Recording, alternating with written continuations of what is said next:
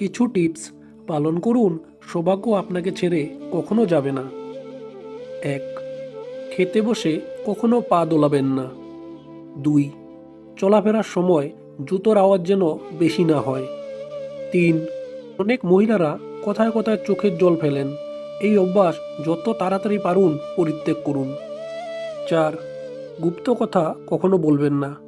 কোনো কাজ হওয়ার আগে অনেকে তা আত্মীয় বন্ধুদের বলে ফেলেন, এর ফলে কাজে অহেতুক বাধা আসে, কোনো সময় কাজটি সম্পূর্ণ হতে পারে না।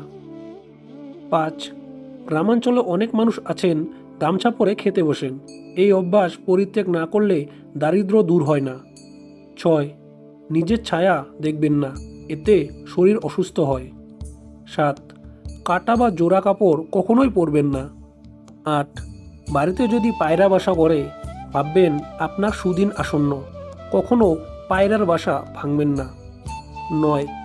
ঠাকুরঘরে মা লক্ষ্মীর মূর্তির সামনে ক্রিস্টাল পেঁচা রাখুন, সৌভাগ্য বৃদ্ধি পাবে। 10.